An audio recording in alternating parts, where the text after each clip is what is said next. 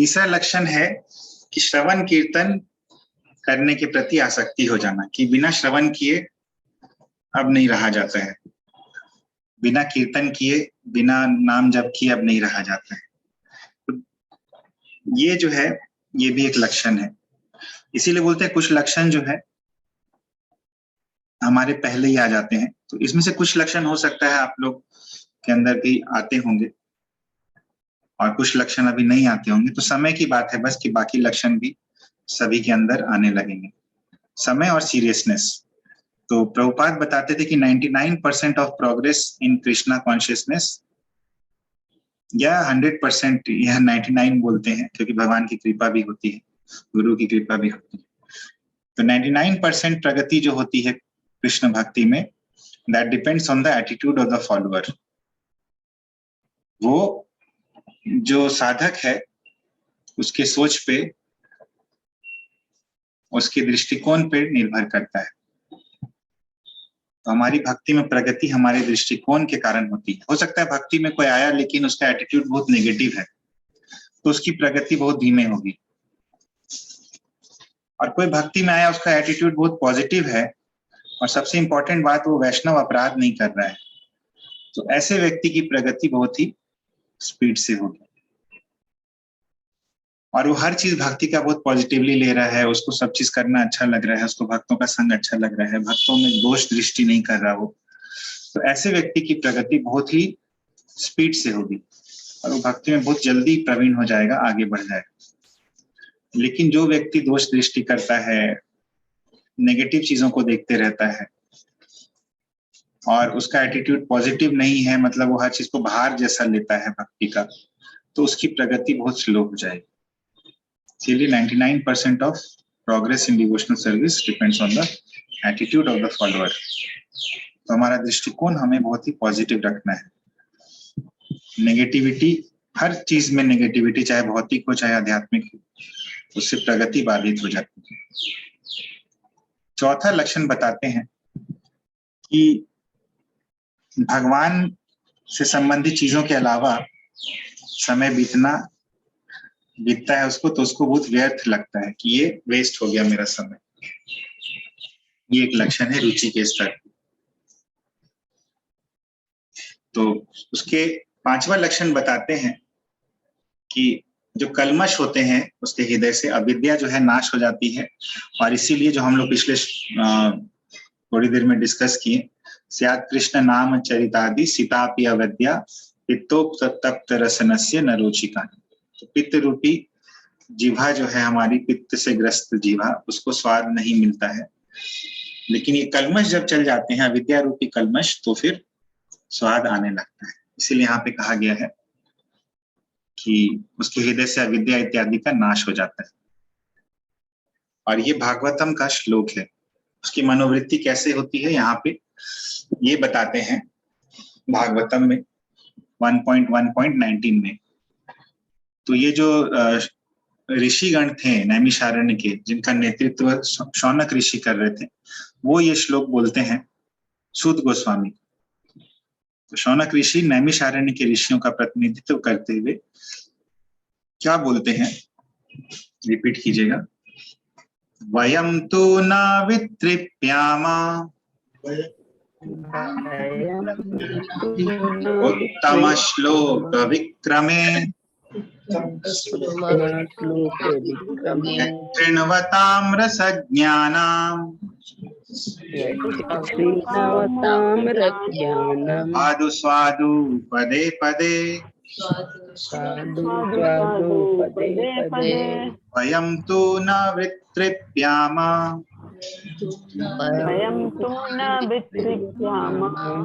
उत्तम श्लोक विक्रमे तृणवताम्र सज्ञानाम् स्वादु स्वादु पदे पदे। कोई रिपीट करना चाहेंगे? भागवत का श्लोक है। वयं तु न वृत्तिप्यामा उत्तम श्लोके विक्रमे यक्षिण्वतां रसज्ञानां स्वादु स्वादु पदे पदे। हरे कृष्ण। और कोई? वयं तु न वितृप्यामः उत्तम श्लोक विक्रमे यच्छिदि नवतं रस ज्ञानं स्वादु स्वादु पदे पदे। रस ज्ञानाम नहीं, रसज्ञानाम, रस स पूरा बोलना है। और कोई रिपीट कीजिए। वयं तु न वितृप्यामः उत्तम श्लोक विक्रमे यच्छृण्वतां रसज्ञानं स्वादु स्वादु पदे पदे। हिंदी का जो कंडीशनिंग है हमारा, उसको हमको धीरे धीरे रिमूव करना होगा। उत्तम श्लोक विक्रमे, उत्तम नहीं, उत्तम उत्तम श्लोक विक्रमे। बहुत लोग ये एरर कर रहे थे रिपीट करने। तो देखिए शौनक ऋषि जो है नैमिषारण्य के ऋषियों का प्रतिनिधित्व करते हुए, देखिए नैमिषारण्य में बहुत सारे ऋषिगण थे और सभी लोग प्रश्न नहीं पूछ सकते थे क्योंकि फिर पीछे थे कुछ ये थे, तो एक शौनक ऋषि को उन्होंने अपॉइंट किया था। और ये शौनक ऋषि जो है इनको बोला था कि हमारी तरफ से आप प्रश्न कीजिए। और सूत गोस्वामी को इन्होंने निवेदन किया कि आप हमें भागवत सुनाइए, और बोला कि वयम तो न वितृप्यामा, वयम यानी हम सब, वितृप्यामा हम लोग तृप्त नहीं होते हैं। क्या चीज से तृप्त नहीं होते हैं? उत्तम श्लोक का विक्रम है। उत्तम श्लोक भगवान को कहते हैं और विक्रम बोलते हैं उनके एक्टिविटीज को, उनकी लीलाओं को। तो भगवान की कथाओं को सुनने में हम लोग को कभी सेटिस्फैक्शन नहीं होता है, हम लोग कभी तृप्त नहीं होते। ऐसा नहीं कि आप बोल दे कि हाँ बहुत हो गया, बहुत सुन लिए भगवान की कथाएं। तो ये है क्वालिफिकेशन श्रोता का, को तृप्ति नहीं होती है। तो ये नैमिषारण्य के ऋषिगण किस स्तर को दिखला रहे हैं इस तरह बोलकर? रुचि के स्तर को, राइट। तो रुचि के स्तर पर दिखला रहे हैं कि वे हैं, दिखला नहीं रहे हैं, ऑटोमेटिकली पता चल रहा है। यत् श्रृण्वताम रसज्ञानाम, क्यों उनको तृप्ति नहीं होती है? बोलते हैं क्योंकि यत् श्रृण्वताम, श्रृण्वताम यानी सुनने वालों का, रसज्ञानाम, और कैसे हैं ये सुनने वाले? रसज्ञ हैं। ऐसे रसज्ञ, रस के ज्ञाता, रस को जानने वाले, रसज्ञानाम। तो ऐसे रसज्ञों का भगवान की उत्तम श्लोक की विक्रमों को सुनने में कभी तृप्ति नहीं होती। क्यों? क्योंकि स्वादु स्वादु पदे पदे, हर एक पद पे, हर एक लाइन पे उनको स्वाद मिलता रहता है। इतना स्वाद मिलता रहता है कि कभी वो सेटिस्फाई नहीं होते। भौतिक चीजों में और आध्यात्मिक चीजों में यही अंतर होता है। भौतिक चीजें जो होती हैं हम लोग एक लिमिट तक उसका सेवन कर सकते हैं, उसका स्वाद ले सकते हैं। हर एक भौतिक चीज के साथ दो क्वेश्चन हमेशा रहते हैं, how long and how much, कितने देर तक और कितना।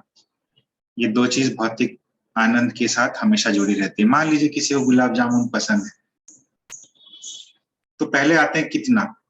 तो कितना गुलाब जामुन वो खा सकता है? 1 खाएगा, 2 खाएगा, 10 खाएगा, 15 खाएगा। उसके बाद उसको दीजिएगा तो बोलेगा कि अब हमको नहीं चाहिए। 20 खिलाइएगा, बाद में 30 खिला दीजिएगा उसको जबरदस्ती, तो बोलेगा कि बहुत हो गया, हमको गुलाब जामुन एकदम नेगेटिव रिजल्ट मिल रहा है हमको। ये हो गया कितना। तो भौतिक आस्वादन, भौतिक आनंद में, भौतिक सुख में यही प्रॉब्लम है। एक लिमिट होता है, उसके बाद हम लोग खुद ही उस सुख का आस्वादन करते करते बोर हो जाते हैं, या बाद में उसका नेगेटिव रिटर्न भी मिलते रहता है। दूसरा होता है हाउ लॉन्ग, कितने देर तक। किसी को मान लीजिए गुलाब जामुन पसंद है, कितनी देर तक पसंद रहेगा? मान लीजिए वो 40 साल तक खा रहा है, 45 साल तक, 50 साल तक, फिर उसको डायबिटीज हो गया। चलिए मान लीजिए डायबिटीज नहीं भी हुआ, वो 60 साल तक खाता रहा, 70 साल तक, एज ही खत्म हो गया, उसका जीवन ही खत्म हो गया। तो कितनी देर तक वो आखिर उसका आस्वादन कर सकता है? नेक्स्ट जीवन उसको मिला शेर का, तो गुलाब जामुन ही नहीं खा पाएगा वो फिर। तो how long and how much, कितना और कितनी देर तक। भौतिक सुख के साथ यही प्रॉब्लम है। तो कोई चाह कर भी हमेशा भौतिक सुख का उस आस्वादन नहीं कर सकता है, और कोई चाह कर भी उस समय में भी अनलिमिटेड भौतिक सुख नहीं एंजॉय कर सकता। लेकिन आध्यात्मिक सुख में क्या होता है, इसका कोई लिमिट नहीं होता है। कितने दिन तक भी हो सकता है, हाउ लॉन्ग, जब तक मैं जीऊंगा तब तक, एंड हाउ मच, तो हम करते जाएंगे। जैसे कि रुचि के स्तर के लोग कभी थकते नहीं, वो कितनी देर भी श्रवण कर सकते हैं, कितनी देर भी कीर्तन कर सकते हैं। हरिदास ठाकुर 192 राउंड्स करते थे डेली। नैमिषारण्य के ऋषि मुनि जो हैं वो लोग कंटिन्यूअसली सुनते रहते थे भागवत। परीक्षित महाराज जो है कंटिन्यूअसली सुनते रहते थे, 7 दिन तक सुनते रहे। उसके पहले भी वो सुनते थे भगवान के बारे में, 7 दिन तक कंटिन्यूअसली सुने, इसीलिए हम लोग जानते हैं। तो ये नैमिषारण्य के ऋषि ने बोलते हैं। तो रुचि के स्तर पे ये लक्षण होती है। यहाँ पे बताते हैं कि जिस साधक में रुचि उत्पन्न हो जाती है उसको क्या बोलते हैं?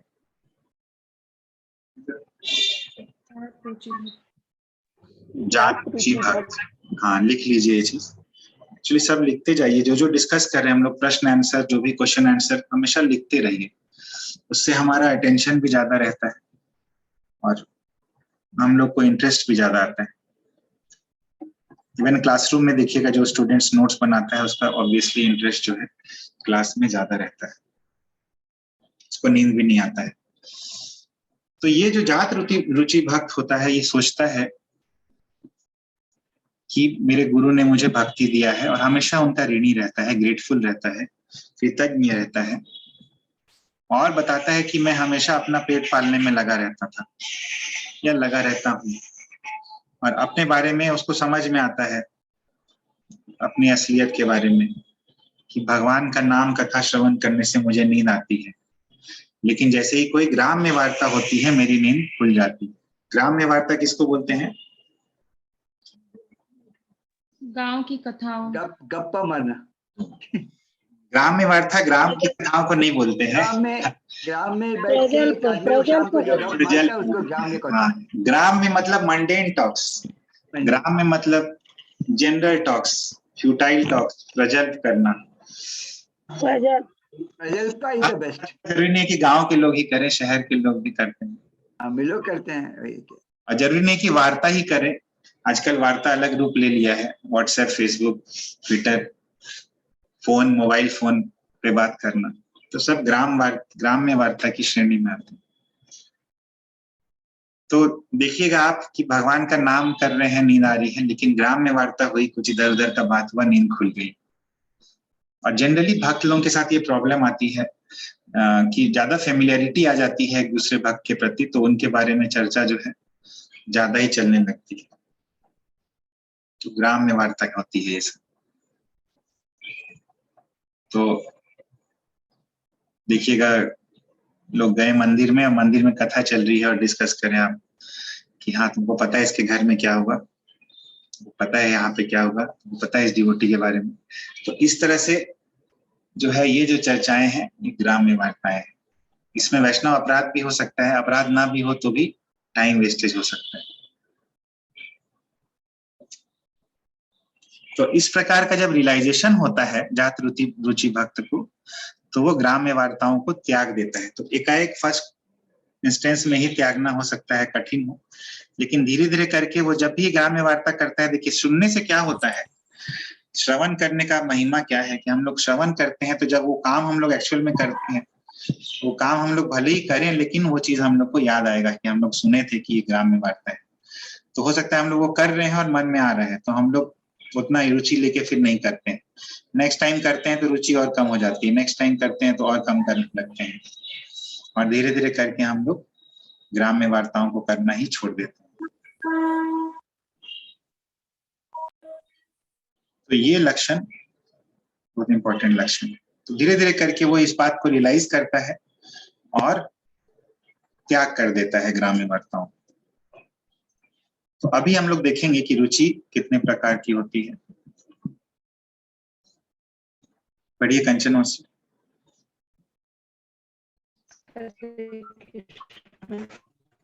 रुचि 2 प्रकार की होती है, वस्तु वैशिष्ट्य अपेक्षणी एवं वस्तु वैशिष्ट्य अनपेक्षणी।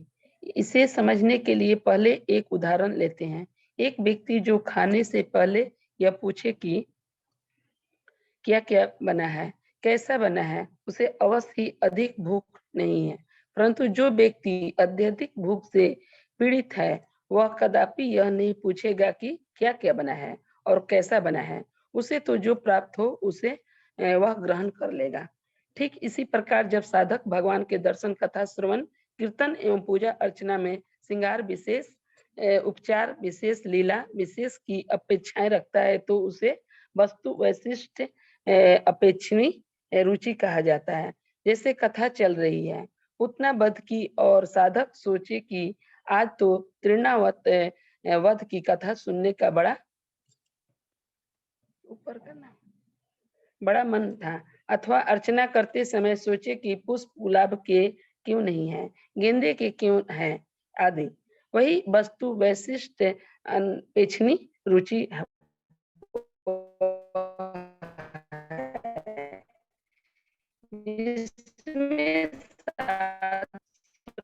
हरे कृष्णा, आवाज नहीं आ रही है मौसी। अर्चना आदि में विशेष।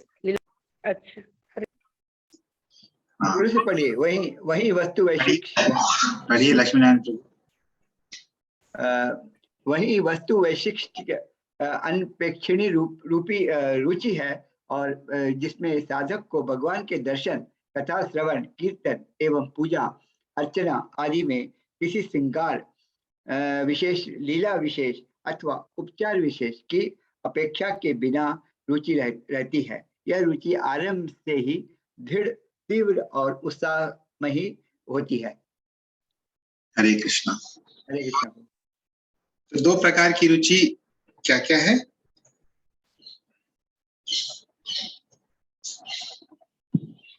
वस्तु वैशिष्ट अपेक्षणीय रुचि और वस्तु वैशिष्ट अनपेक्षणीय रुचि। हरे कृष्ण। तो वस्तु वैशिष्ट अपेक्षणीय, जैसे नाम से लग रहा है कि हमें अपेक्षा है किस चीज की? वस्तु वैशिष्ट्य, यानी कुछ विशिष्ट चीज है उस वस्तु, किसी विशिष्ट वस्तु की अपेक्षा है हमें, तो ये रुचि होती है। ये भी रुचि ही है, ऐसा नहीं है कि रुचि स्टेज नहीं है, और कुछ बुरा भी नहीं है। जैसे कि किसी किसी का लाइकिंग होता है कि हाँ मुझे ये लीला जो है वो सुननी थी, मुझे ये कथा सुननी थी। भगवान जी का श्रृंगार देखते हैं तो ये पुष्प जो है रहते तो ज्यादा अच्छा रहता। और अनपेक्षणीय यानी अपेक्षा नहीं है कि इसी प्रकार का वस्तु भी विशिष्ट वस्तु रहे, इसको वस्तु वैशिष्ट अनपेक्षणीय, कुछ अपेक्षा नहीं। तो ये दो प्रकार की रुचियां होती है। तीव्रता ज्यादा इसमें होती है अनपेक्षणीय रुचि में, क्योंकि कुछ भी होता है तो वैसा कुछ स्पेशल अपेक्षा नहीं रहता है। तो ये था रुचि। किसी का कोई प्रश्न है रुचि से संबंधित? दोनों में अगर रखने से कोई घाटा नहीं है। हाँ, ये साधक के इस पे डिपेंड करता है, इंडिविजुअल पर डिपेंड करेगा। इंडिविजुअल पे डिपेंड करता है।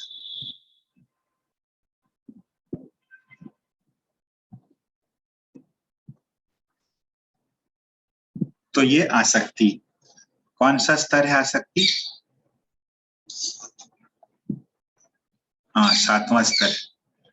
इसके बाद 2 ही स्तर बचते हैं, क्या क्या? भाव और प्रेम। भाव और प्रेम, राइट। पढ़िए मालती माता जी। हरे कृष्ण। रुचि के स्तर पर साधक का विषय भजन होता है, परंतु जैसे ही भजन में उनकी रुचि प्रगाढ़ हो जाती है वो आसक्ति के स्तर पर पहुंच जाता है और उसका विषय श्री कृष्ण हो जाते हैं। रुचि के स्तर पर साधक को भजन में रुचि होती है और आसक्ति के स्तर पर साधक को श्री कृष्ण में आसक्ति होती है। ऐसा नहीं है कि रुचि के स्तर पर साधक को श्री कृष्ण में आसक्ति नहीं, परंतु इस स्तर पर उसकी भजन में रुचि प्रदान होती है। इसी प्रकार आसक्ति के स्तर पर ऐसा नहीं है कि साधक को भजन में रुचि नहीं है, वरन इस स्तर पर उसकी श्री कृष्ण में आसक्ति प्रधान रहती है, क्योंकि रुचि ही परिपक्वावस्था में आसक्ति कहलाती है। जैसे किसी लता में कली का गुच्छा उत्पन्न होने पर यह निश्चय होता है कि शीघ्र ही अब उस लता में पुष्प एवं फल लगने वाले हैं। उसी प्रकार आसक्ति के स्तर पर पहुंचने पर पता लग जाता है कि साधक में शीघ्र ही भाव रूपी पुष्प एवं प्रेम रूप फल अनिवार्य होने वाला है। एक निष्ठावान भक्त का चित्त कब भगवत विषय से निकलकर सांसारिक विषय में चला जाता है उसे पता ही नहीं चलता, परंतु आसक्ति के स्तर पर साधक को चित्त कब सांसारिक विषय से निकालकर श्री कृष्ण विषय वस्तुओं में चला जाता है उसे ज्ञात नहीं होता। रुचि के स्तर पर जो भगवान का नाम, रूप, गुण, लीला व धाम आदि में ध्यान लगाता है, आसक्ति के स्तर पर वो और प्रगाढ़ हो जाता है। हरे कृष्ण। हरे कृष्ण माता जी। तो यहाँ पे ये अलग अलग चीजें बतलाई गई हैं कि आसक्ति के स्तर पे क्या होता है। तो ये देखिए हर एक स्तर हम लोग बोले ओवरलैप्स है, लक्षण है, लेकिन प्रधान लक्षण क्या है किस स्तर का। मान लीजिए किसी में श्रद्धा के स्तर पे है, ऐसा नहीं वो साधु संग नहीं कर रहा है, ऐसा नहीं वो भजन क्रिया नहीं कर रहा है, ऐसा नहीं कि उसमें अनर्थ निवृत्ति नहीं हो रही है, सभी कुछ है, लेकिन प्रधान जो है श्रद्धा है। उसी प्रकार अनर्थ निवृत्ति स्तर में प्रधान है अनर्थ निवृत्ति। ऐसा उस समय भी साधु संग करता है, उस समय भी श्रद्धा रहती है, उस समय भी भजन क्रिया करता है, उस समय भी रुचि रहती है थोड़ी, और थोड़ी आसक्ति भी रह सकती है। तो ये साधक ये वेरी होता है। हर एक व्यक्ति जो है अलग होता है। भक्ति में हर एक व्यक्ति में अलग गुण होते हैं। कोई भी भक्त जो होता है, दो भक्त एक जैसे नहीं रहते। किसी दो भक्त का भाव भगवान के प्रति एक जैसा नहीं रहता है। और सभी जो डिवोटीज होते हैं, सभी भक्त होते हैं, उनका भगवान के प्रति अलग अलग भाव रहता है। और भगवान जो है इसी विशेष भाव का, उस भक्त के विशेष भाव का ही आस्वादन करना जो है भगवान का इंटरेस्ट होता है। भगवान को उसमें अच्छा लगता है कि हाँ मेरा भक्त जो है इस भाव में है, मुझे इसके साथ इस तरह से आदान प्रदान करना अच्छा लगता है। तो ऐसा नहीं कि भगवान सबको एक ही जैसा बनाना चाहते हैं। कॉमन चीज क्या है? भक्ति और भगवान की सेवा करना। किस तरह से कर रहे हैं, क्या भाव से कर रहे हैं, ये भक्त टू भक्त वेरी करते हैं। भक्त का भाव सबका अलग अलग होता है। बस ये है कि गुरु साधु शास्त्र के हिसाब से वो चले और भक्ति करे। तो हम लोग जब भक्ति करते हैं कोई जरूरी नहीं कि हम लोग एक पर्टिकुलर टाइप ऑफ बिहेवियर करें, हमारा बिहेवियर अलग अलग हो सकता है, बट वैष्णव सदाचार जो है वो रहना चाहिए। जो मेन मुख्य वैष्णव सदाचार हैं वो सब रहने चाहिए। तो आसक्ति के स्तर पे क्या होता है, आसक्ति बहुत अच्छा से बताया गया है कि जैसे कि हमारा मन जो होता है, जो आसक्ति के नीचे वाले डिवोटीज रहते हैं, वो लोग भगवान का ध्यान जब करते हैं तो कब सांसारिक विषय में चला जाता है हमें पता नहीं चलता है। चैंटिंग करते करते कब भगवान के नाम से मन भाग गया पता नहीं चलता। लेकिन आसक्ति के स्तर वाले भक्त का क्या विशेषता है?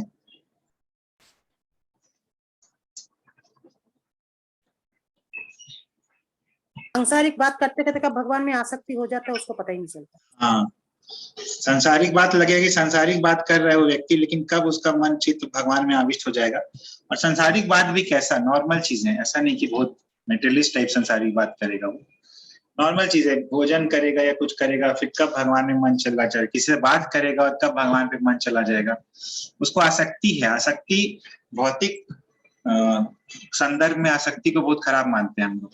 आसक्ति यानी हम लोग उससे अटैच हो जाते हैं, हम लोग का मोह हो जाता है उस चीज से।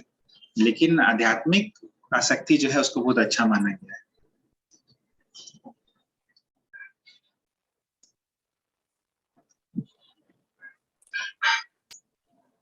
तो अभी लक्षण देखते हैं।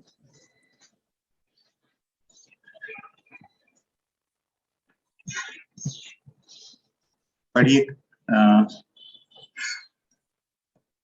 एक मिनट दीजिए।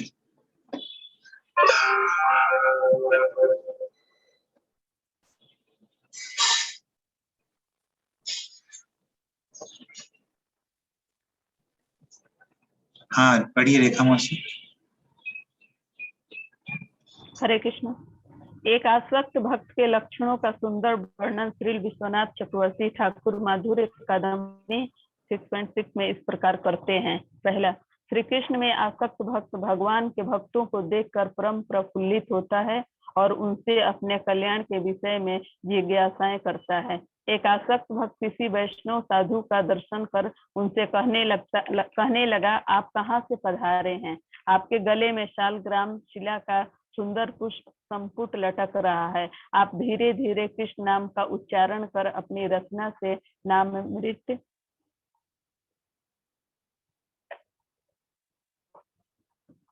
का आस्वादन कर रहे हैं। आप मुझे जैसे दुर्भाग्य व्यक्ति को दर्शन देकर न जाने क्यों परम आनंदित कर रहे हैं। आपने कौन कौन से तीर्थ स्थलों का भ्रमण किया है, वहां किन किन महात्माओं का दर्शन करना प्राप्त किया है और किन किन भगवत भक्तों के अनुभवों को प्राप्त कर स्वयं को एवं दूसरों को कृतार्थ किया है। इस प्रकार सुंदर जिज्ञासाएं करके वह अन्यत्र कथा सुनने चला जाता है।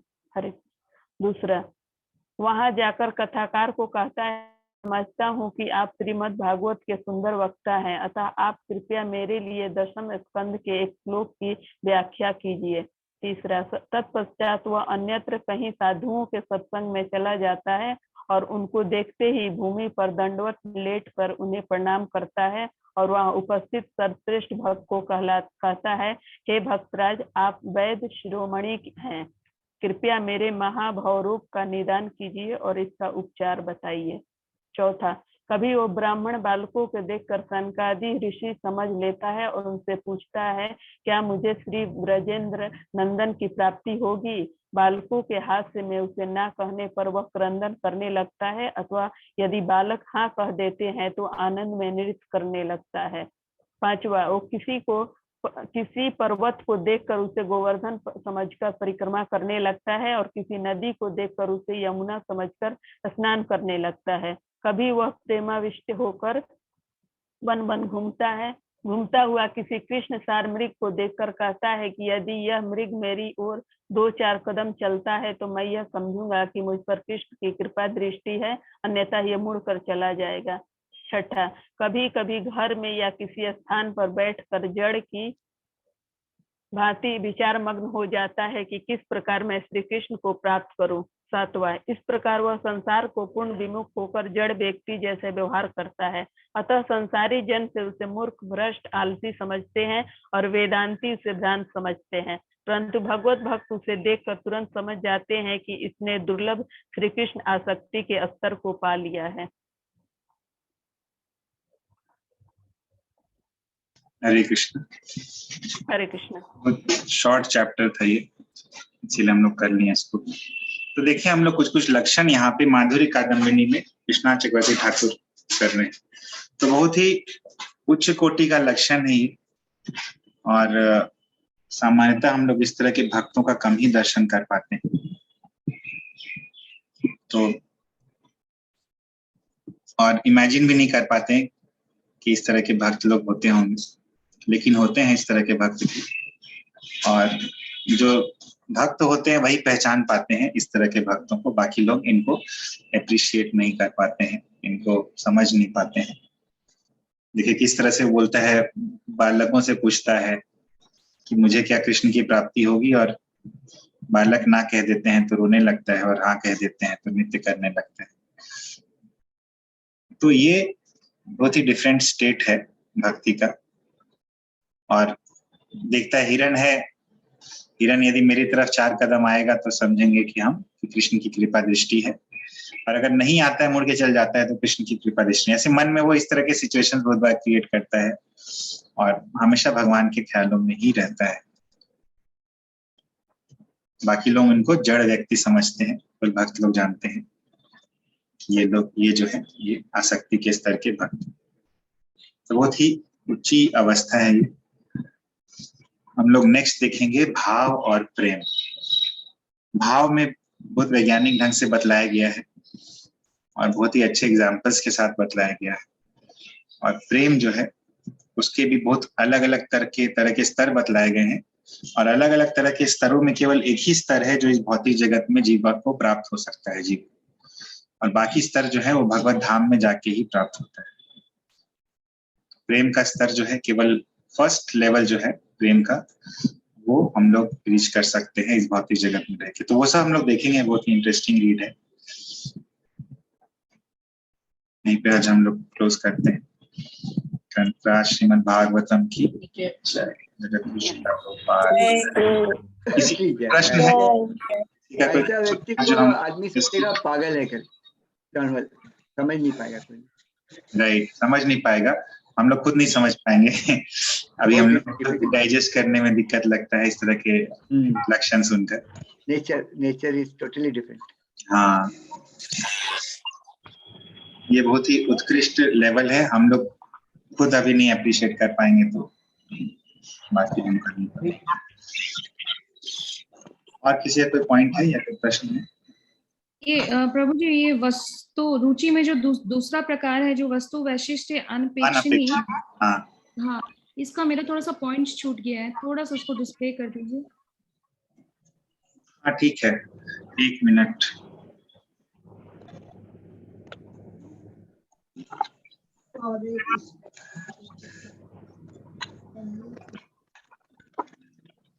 कल जो है क्लास नहीं होगा, परसों होगा।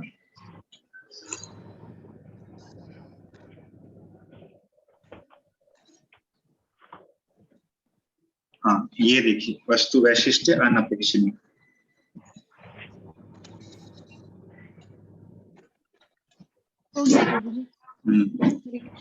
कल हम लोग का क्लास नहीं है, परसों है। और किसी का कोई पॉइंट है या कोई प्रश्न है? ठीक है, फिर हम लोग यहीं क्लोज